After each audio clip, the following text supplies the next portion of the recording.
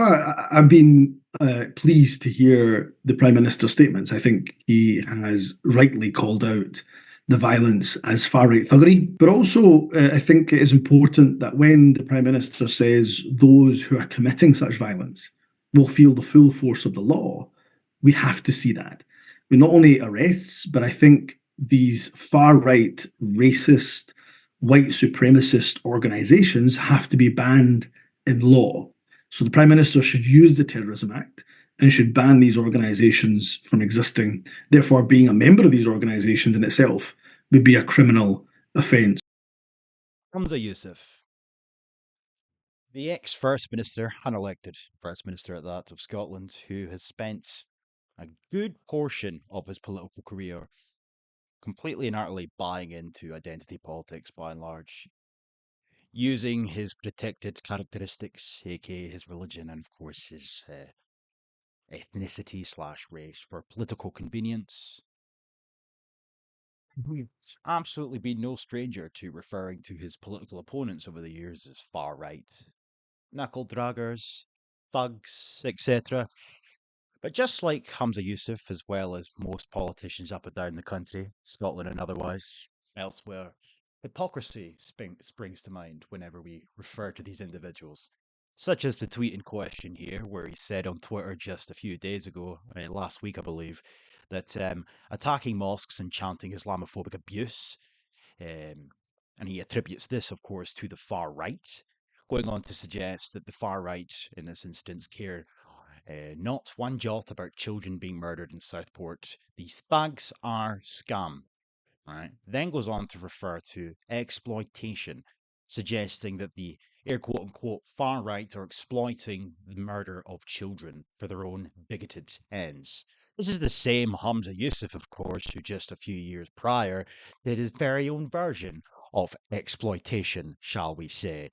Post George Floyd, when the BLM riots began in America, and of course in the UK to a lesser extent, Hamza Yusuf seemed to be well on board with the cause, going so far as to advocate, sympathise, and empathise. He might very well have come out at certain points and suggested it wouldn't be wise to go out and protest and whatnot due to the fact that there was an alleged pandemic occurring, but it didn't stop him taking to social media and other platforms to talk about thuggery, the far right, knuckle draggers, etc., while even going as far as to suggest that a conversation should be had regarding statues and whether or not they should be pulled down. So there wasn't outright condemnation of public vandalism. Oh no, of course not. Not from Hamza Yusuf, an Asian man who jumped on the bandwagon, a Black Lives Matter movement that he jumped on the bandwagon on, of course, because it became all about BAMEs as opposed to the plight of black people post George Floyd, where he goes on to suggest there was a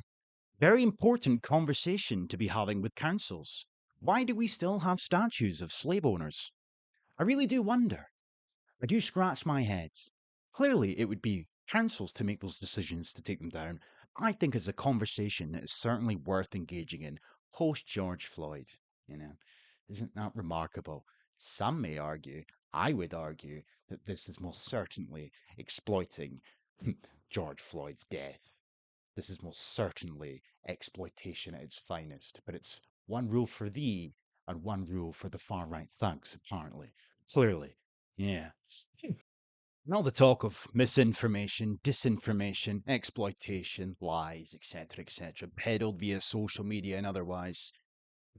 Also should be noted that the infamous white speech that Humza Yousaf conducted in 2020 post George Floyd, you know, in that very same speech, he really laid it on thick, which I will play in just a second here. So it's very remarkable to me that fast forward just a few years, and here he is talking about exploitation from the so called far right. But it did not stop people such as himself just a few years prior sitting there chastising Scotland, chastising our institutions, and pushing their ideological narratives and politics into the public discourse in order to push for change. They used the death of a black man that they attributed to racism as a means to push for things in Scotland, such as BAME only shortlists, for example, It began the discourse relating to Sheku Bayou. The inquiry was reopened, or there was a more emphasis was placed upon uh, an inquiry being put into place relating to whether or not his death was race related. It obviously kick-started the talk regarding anti-racist education in Scotland and so on and so forth. The discussion became more palatable based on the back of a myth that George Floyd died because of fucking racism. And even if that was the correct narrative, that does not justify anybody in Scotland talking about racism in Scotland when the event in question occurred across the fucking ocean. But again, exploitation. But just listen to this. Everybody talks about the infamous white speech, but there are certain sections of his little speech that seem to go under the radar as a result, such as this. There is no black MSP in this parliament. In a debate about Black Lives Matters, there isn't a black voice here, to our shame. So I want the last words in this debate to belong to George Floyd. But before I read out the last words of George Floyd, presiding officer, I ask every member here to imagine that these words come or came from your brother, from your father, your son, your cousin, your nephew, as they had a police officer's knee on their throat for 8 minutes and 46 seconds. Here are George Floyd's last words. It's my face, man. I didn't do nothing serious, man. Please, please, please. I can't breathe. Please, man. Please, somebody. Please, man. I can't breathe. I can't breathe. Please. Man, I can't breathe. My face. Just get up. I can't breathe. Please. I can't breathe. Shit. I will. I can't move. Mama. Mama. I can't. My knee, my nuts. I'm through. I'm claustrophobic. My stomach hurt. My neck's hurt. Everything hurts. Some water or something, please. Please. I can't breathe, officer. Don't kill me. They're going to kill me, man. Come on, man. I cannot breathe. I cannot breathe. They're going to kill me. They're going to kill me. I cannot breathe. I can't breathe. Please, sir. Please, sir. Please. I can't breathe. Presiding officer, I hope we're all angry. That should be our overriding emotion when confronted with racism. I hope that every single one of us takes that anger and we use it to recommit ourselves as anti-racist. Whether or not you want to make the argument that his performance there was indeed, dare I say, performative or otherwise, sincere or otherwise, the jury is obviously out on that one. I can't say. But what we can safely assume is that there is, at the very bare minimum, an aspect of exploitation occurring. You know, what the fuck has any of this got to do with Scotland? Why are you standing there reading out the last words of a man who died in America? Of course, this is on the back of the outrage at the time, but yet the same sort of sympathy and whatnot cannot be applied to what occurred over the course of the past few weeks. Obviously, disinformation, which is something they keep running with on and off regarding the background of the man in question, or the 17-year-old in question that murdered children.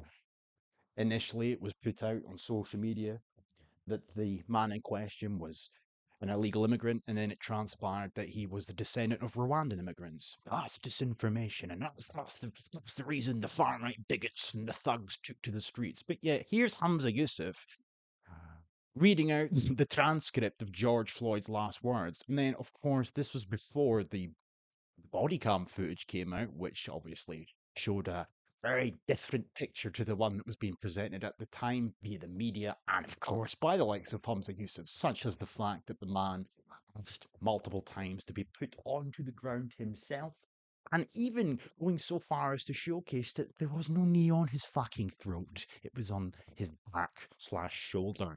It was just the angle of the initial camera angle that was showcased around the entirety of the world that would have you believe otherwise. But I never heard any retractions, I never heard any concessions or apologies at a later date from any of these people that peddled these lines at the time regarding George Floyd. No, of course you didn't hear that. But it didn't stop them exploiting the situation for political gain. And before I move on to recent developments, and don't get it twisted, I'm not going to be spending my time discussing in length Elon Musk versus Humza Yousaf. There's a point to the video which I'll come on to.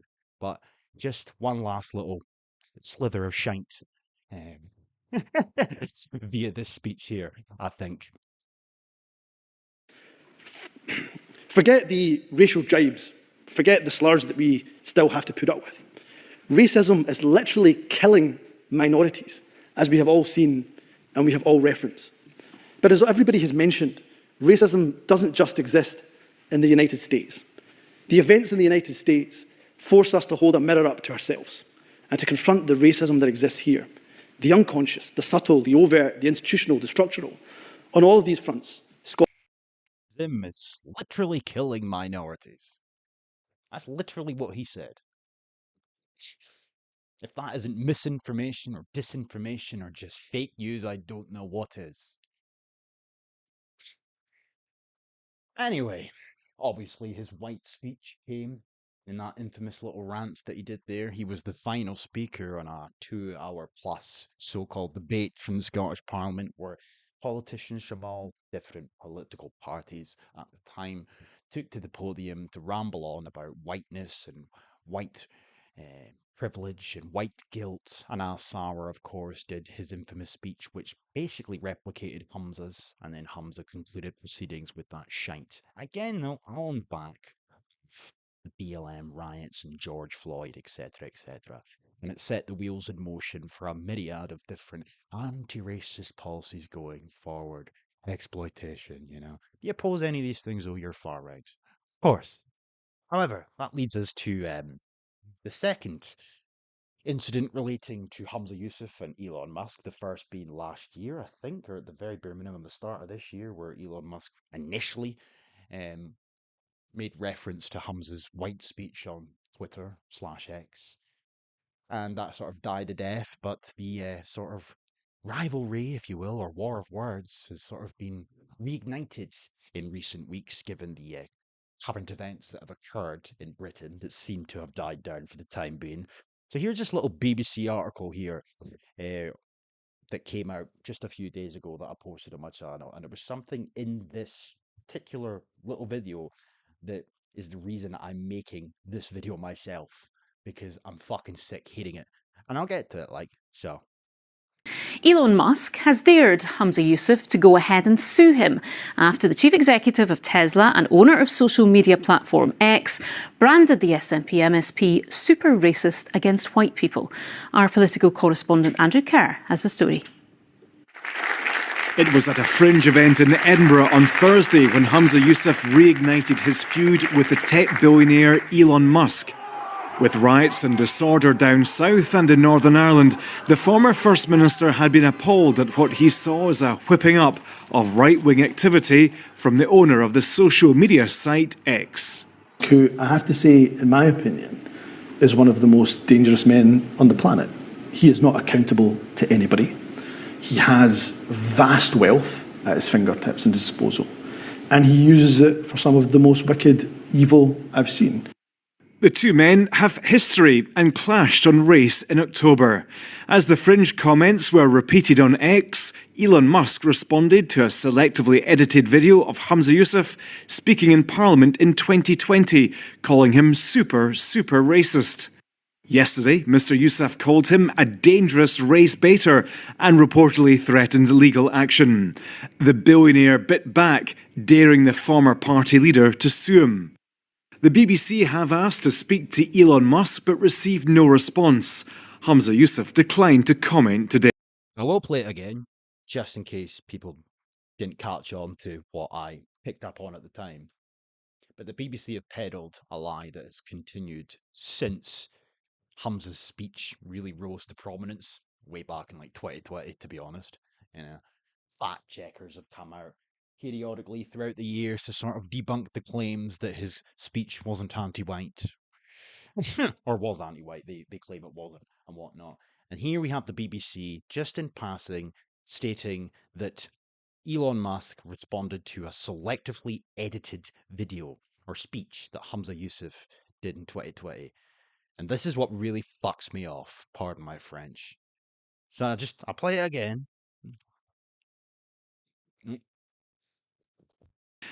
As the fringe comments were repeated on X, Elon Musk responded to a selectively edited video of Humza Yousaf speaking in Parliament in 2020.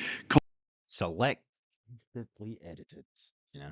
Even going back to when their initial beef, here quote unquote, kicked off. This is from The Guardian at the time, of their first encounter on Twitter. Backlash after Elon Musk labels Scottish First Minister Humza Yousaf a racist. And then it says here that Musk was reacting to a clip of Scotland's first unelected first ethnic minority First Minister lifting senior public posts held by white people. Now, in and of itself, this white shit annoys me, and for anybody that's followed me for long enough, they know my reasoning for that because it's sort of disingenuous in nature. Like, there's plenty of different white people out there who aren't Scottish, okay? Scottish people might very well be considered white, as it's an umbrella terms, and it's sort of synonymous with European, but we're not fucking Polish or German or Finnish or Danish, etc.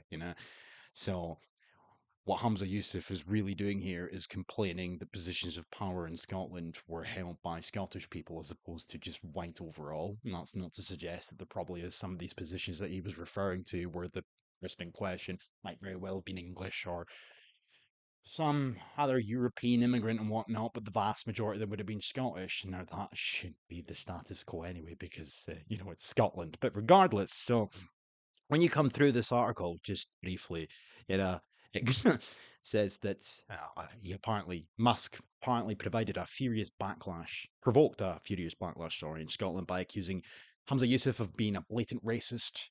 And then it goes on to suggest down here. This is what I was talking about. This is what frustrates me about all of this. So numerous posts pointed out that Yousaf had been arguing that Scotland's public sector and institutions were not demonstrating a clear commitment to racial diversity, given nearly everyone was run by white people.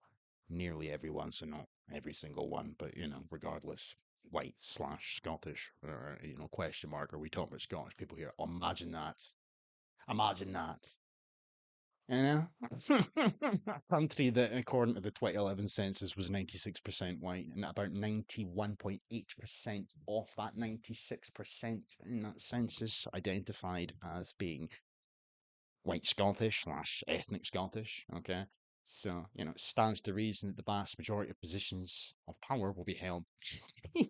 Majority, like this is just simple stuff here, surely, but people keep pointing this out as if this is some sort of method to debunk the notion that Humza Yousaf and his speech was indeed racist. Of course it's fucking racist. What's your problem? Why have you got such a problem? Why do you have to conduct your speech with such venom and suggest that positions of power being held by white people in a white country is a problem? Suggest it's a problem. Point to the lack of diversity within said institutions. Use it as proof that institutional racism exists. This non existent concept that has been constructed courtesy of critical race theorists. So, this is the real problem here. What we are seeing, what we did see back then, and to be honest, what we're still seeing today, but for more so, is critical race theory and the ideology and the sort of BS theories that come alongside it, courtesy of. They're sort of permeating throughout the entirety of society, in the media and political life and discourse, etc. So you can't even have a reasonable and rational conversation anymore. Like the parameters have been completely shifted. Words have been redefined. And bear in mind again, the emphasis or one off regarding this video is exploitation. Humza Yousaf at the very beginning of the video that started here insinuated that the far right fans were exploiting the murders of 3 little girls. But yeah, just a few years prior, he was exploiting the death of a black man in America to push for political change here in Scotland and pointed to institutions in Scotland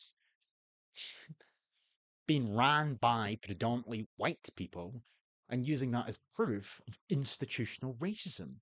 And if there's institutional racism that exists, then we need to put things into place in order to rectify said racism. We need to become anti-racist, which means you're going to have to start diversity hiring. You're going to have to start prioritizing brown and black people over white people. You know? Which in and of itself is fucking racist. But just even taking that aside and looking at it for what it is, not only were these people at the time exploiting the death of George Floyd in America to push for political slash racial change here in Scotland, the very shit that they're coming out with is in and of itself racist. It goes on to then reference the Ferret, and the Ferret wasn't the only website at the time or since the speech in question that's come out with their own variation of fact checking. But they say here the Ferret News website subjected the post, which reused a clip from an account called Churchill's Cigar, to its fact checking service and found it was false. It said the extract was a highly selective excerpt of a broader statement, a conclusion reposted by critics of Yousaf's government. The excerpt of Yousaf's statement has been repeatedly amplified in Scotland by far-right nativist groups who claim it was racist. It is racist. It's racist and it's manipulative. It's racist because clearly you've got a problem with institutions being run by Scottish people. And again, we need to make the clear distinction between white and Scottish in this context because, as far as I'm concerned anyway, I'd have a fucking problem if every institution in the country was run by Germans. Okay? Same way I would have a problem if they were all run by Pakistanis. Okay? Should be Scottish people. However, it then says audience members and protesters have also accused him of racism at events. Yousaf has been widely praised for his handling of that Israel-Hamas crisis, etc., etc. But even if you come to the fact-checking website here, claim Humza Yousaf made anti-white speech is false. Well, this will be good. This will be good. So, during his chat with LBC presenter Ian Dale, there were several interruptions from protesters in the audience, including one who claimed Yousaf previously made a speech that was the most bigoted thing Scotland has ever heard. Claims that Yousaf made a racist anti-white speech have been regularly repeated on social media. Right? But then, if you come down here, and it says, the speech made by Yousaf, who was then the Justice Secretary, was part of a debate on a motion to show solidarity with anti-racism activism in the wake of the murder of George Floyd, okay? During the alleged pandemic that was occurring, okay? So what they're effectively doing here is giving them carte blanche to do as they please, empathise, sympathise, encourage, and whatnot, Not disavowing all the all the violence, all the looting, all the burning and whatnot. And obviously, eventually it transcended across the pond to our own streets here in the UK. And as a result, when statues were pulled down, Humza Yousaf himself came out to accuse people to protect said statues of being bigots and far right and thugs. And went out of his way to suggest that, maybe they've got a point. Maybe we should be pulling down these statues. What the fuck's it got to do with you, mate? You're not black. Anyway, point being though, again, this is their way of debunking these claims that it was an anti-white speech by going out of their way to point out, but it was because he was, it's been taken out of context. This was in relation to like George Floyd, right? And their relevance is what? Anyway, in a lengthy speech, he referred to racism that he'd experienced since being elected to Parliament and then went on to examine structural racism in Scotland. Oh, so pointing to institutions in Scotland that are held by white people, positions of power held by white people in a white country / Scottish country, right? And as a result of that, that's proof of structural racism, okay? A conversation that probably would never have been highlighted had it not been for George Floyd, a man that died in America. But this is the thing, though. It's again, it was 96% white. It's obviously not that now. 96% white stands to reason a position of power, if not most, will be held by white people / Scottish people. But there's also something to be concerned about with this, and this leads me on to the conclusion of my video here. Really, to be honest, because I don't want to get too much further bogged down this fucking nonsense. But as the country becomes more and more and more diverse, they expect well, they're going to use our own argument against us eventually. When it's like 70% brown, 30% white, and more positions in the country eventually become organically held by brown and black people. What you're going to see, or what you're going to hear from these people, oh well, it's the brown country, so they're complaining just now to sort of fast track their own into positions using false claims such as structural racism and whatnot. And then when the roles are reversed, you ain't going to have that same privilege / luxury. However, this leads me on to Humza Yousaf and his wee lawyer, Amam Anwar, has accused the Tesla boss of inciting hate. Right? Humza Yousaf has issued a warning to tech billionaire Elon Musk after he called the ex-First Minister a super racist. Musk used his social media site to brand the Glasgow-born politician a bigot for a speech Yousaf made in the Parliament about racial injustice and the lack of diversity post-George Floyd, exploitation. What? However, when we come down, his lawyer said, anybody who goes onto social media, even if they own the platform and think that free speech is absolute, whether in the UK or the USA, needs to think again. Free speech carries responsibility, and if you break the law, there are consequences, as we have seen in recent days. Elon Musk has effectively painted a target on Humza Yousaf's back with his completely unacceptable, untrue, and inflammatory comments, despite the fact that nothing was sort of thrown back and forth between Musk and Yousaf until Yousaf reignited this sort of beef that the two of them have got in recent days. Well, last week anyway.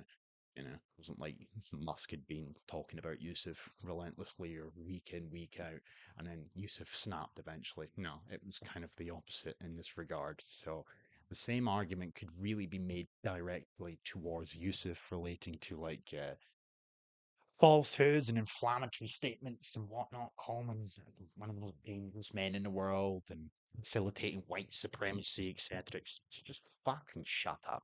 Anyway, in an interview with the Sunday Mail the day before Musk's post, Yousaf accused the South African of repeatedly amplifying the views of racists. Okay. He said it probably the case of someone, probably the first case of someone being radicalized by himself on his own platform. Musk uses his billions and his intellect to amplify hateful ideology and cause division. He is promoting white supremacists by engaging and indulging in their conspiracy theories. These are people sitting in their mother's basements, in their Y fronts. Then Musk amplifies their nonsense to his 193 million followers. He seems to be hoping for civil war in the UK. That's not what he said, though. He quite clearly said that civil war is inevitable. That doesn't mean he's hoping for civil war. But don't let that stop you, bud. Again, I mean, is that not slander? Anyway, this cunt here. Anwar added, Humza has chosen to stand up against racism and prejudice and hate, no matter the community or individual being targeted. There has been a concerted attempt over a number of years to paint a target on Yousaf's back, and nobody understands more than him and his loved ones the strain that this causes, genuinely having to wonder whether every day could be your last day. Is that so?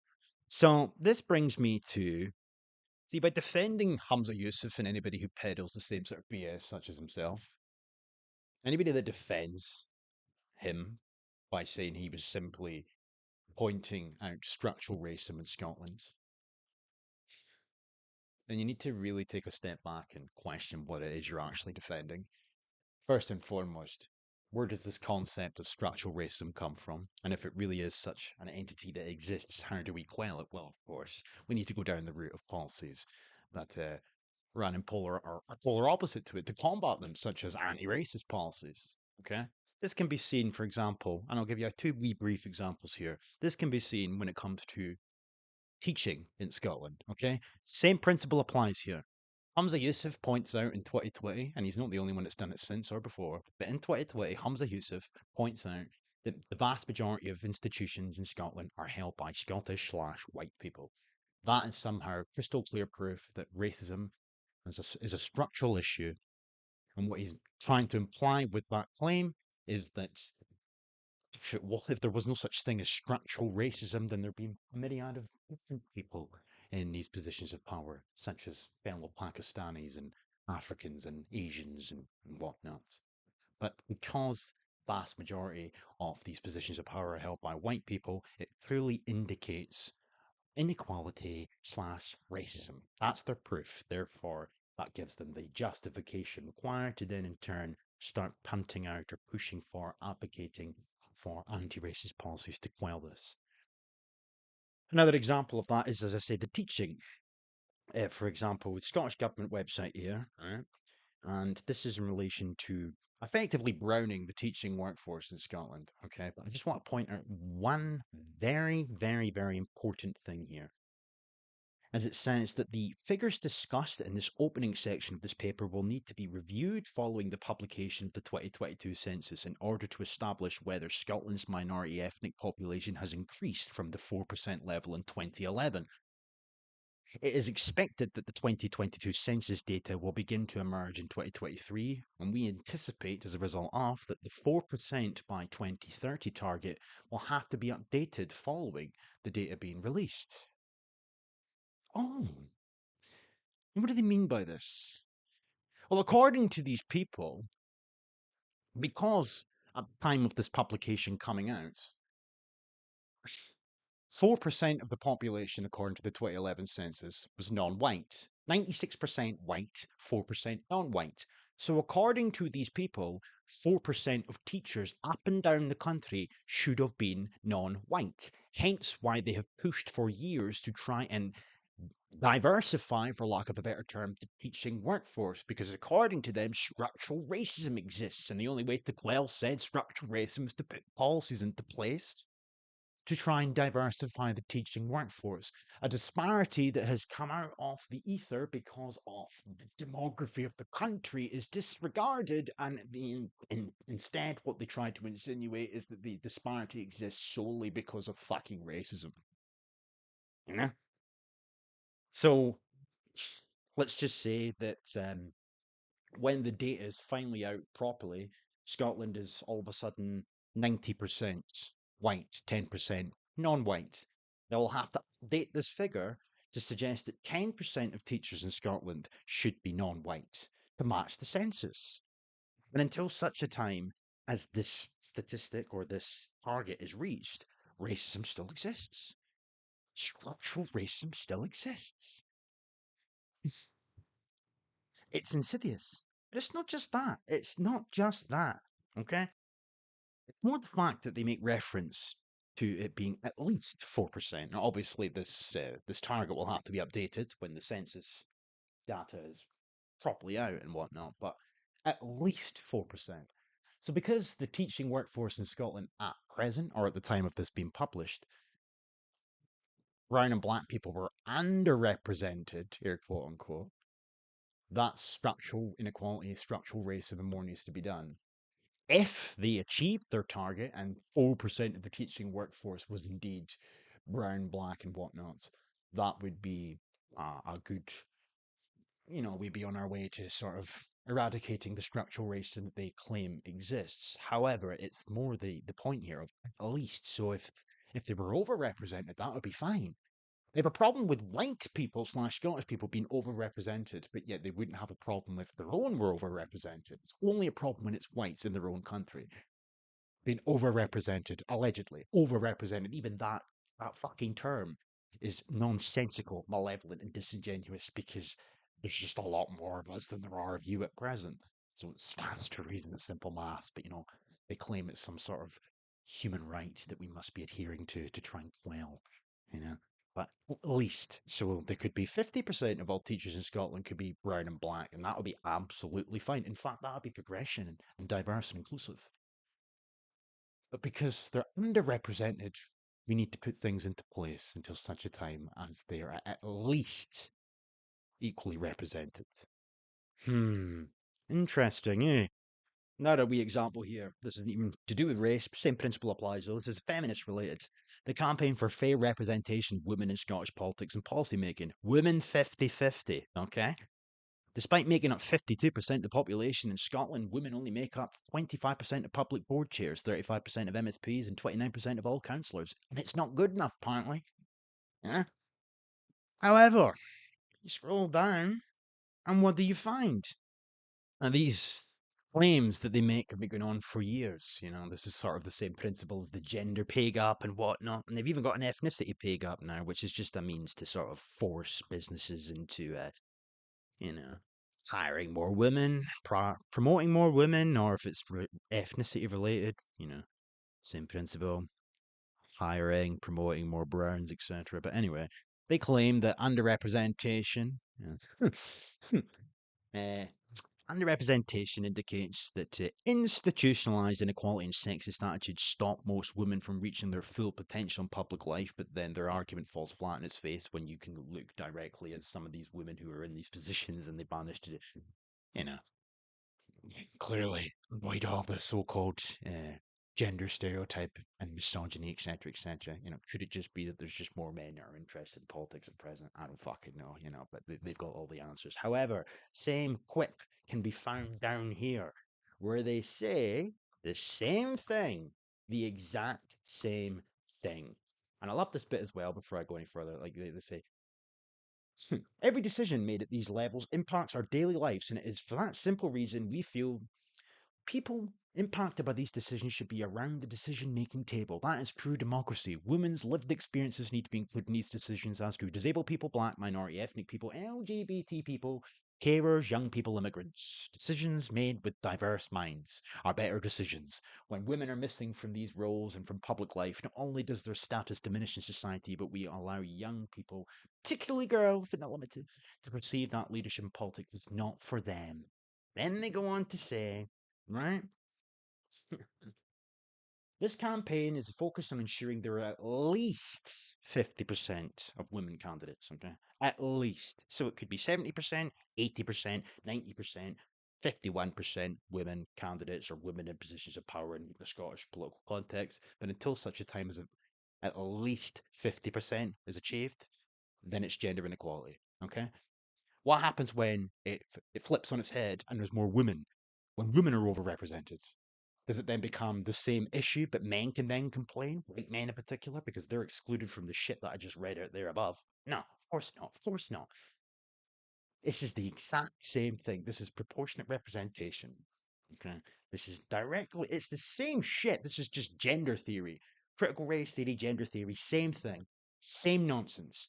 It's people exploiting organic disparities in order to sort of diagnose non-existent problems in order to push for their own cancerous political gains. Speaking of Humza Yousaf's lawyer, the race baiter himself, you know, Anna Manwar, he's even got his own fucking the iPlayer, which is all about the Sheku Bayou trial, you know. Remarkable. How remarkable. However, he does the exact same thing in this video from a few years ago.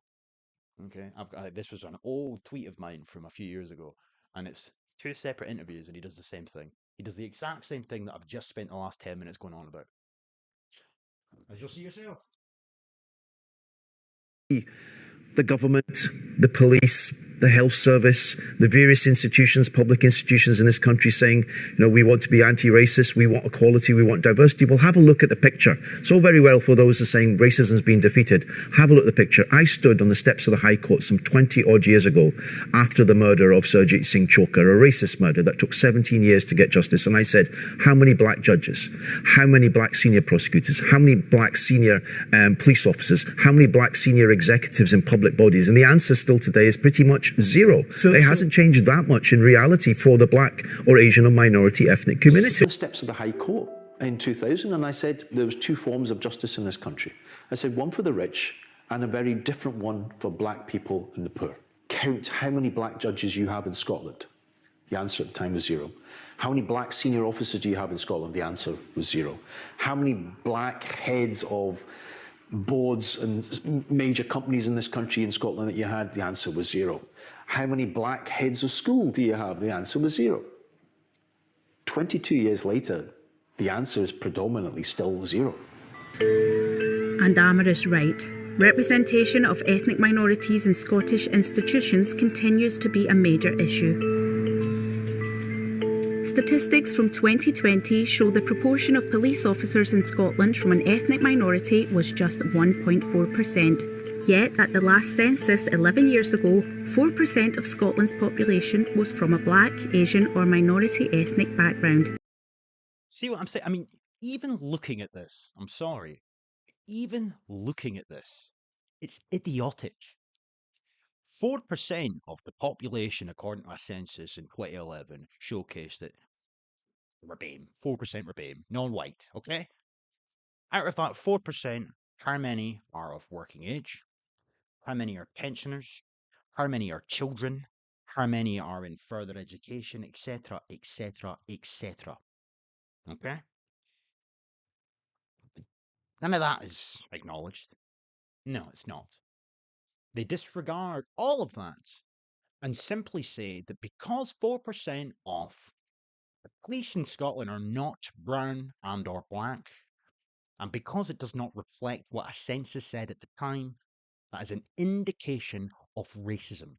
And as a result, it then in turn justifies anti-racist, their quote-unquote, policies to come in to quell, eradicate, and rectify the so-called problem that they claim exists. And despite the fact, as I said, it's fucking idiotic, nobody ever gets the opportunity to challenge them. They have carte blanche to push these narratives. Same with everything. Even in the last few weeks. Far right, far right, far right. Thuggery, thuggery. No mention whatsoever of the Muslims doing their own thing, you know. It's just people talk about a two-tier system. It's remarkable. So again, anyway, to conclude, is Humza Yousaf racist? I don't know. His ex-wife was white. Pretty sure he's got a couple of half-caste children. But I'll tell you one thing. He's most certainly, as many of these other people are, exploiting critical race theorist ideologies and narratives to push for political change and gain to benefit their own at the expense of us. And that, in and of itself, irrespective of whether or not he's fucking racist, is equally as odious in my opinion. Peace.